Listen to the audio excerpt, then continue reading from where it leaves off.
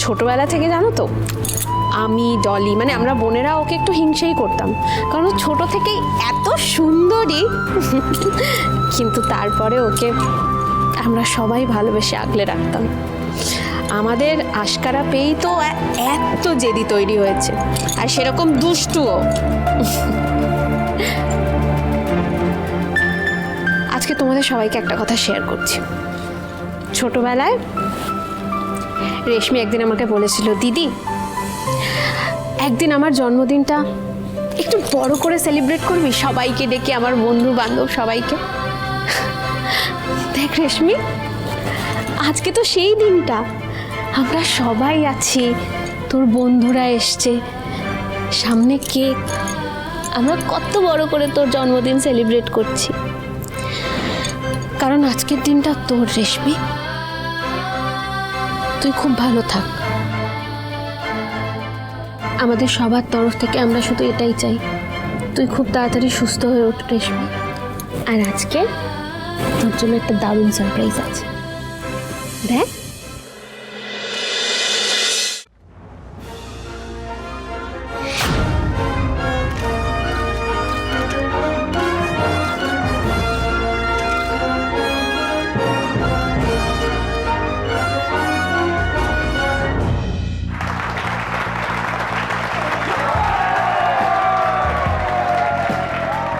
सुनने वालों सुनो, ऐसा भी होता है, दिल देता है जो वो जान भी खोता है।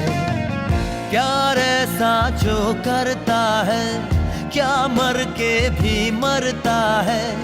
आओ तुम भी आज सुन लो, दास्ता है ये कि एक था नौजवान जो दिल ही दिल में एक हसीना का था दीवाना। वो हसीना थी कि जिसकी खूबसूरती का दुनिया भर में था मशहूर अफसाना। दोनों की ये कहानी है जिसको सभी कहते हैं ओम शांति ओम। মা, এসব কি হচ্ছে? কথা তো ছিল আমরা সবাই মিলে গান বাজনা হবে, এসবভাবে হালকা নাচানাচি। একটু ধৈর্য ধরে দেখো মেজো কোকা, ওরা কি করতে চাইছে দেখো না, ধৈর্য ধরে।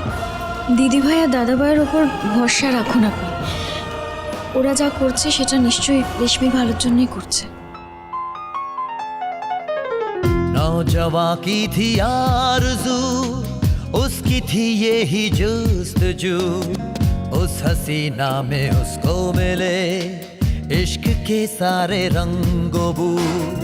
नौजवां की थी आरज़ू, उसकी थी ये ही जुस्तजू, उस हसीना में उसको मिले इश्क के सारे रंगो बू।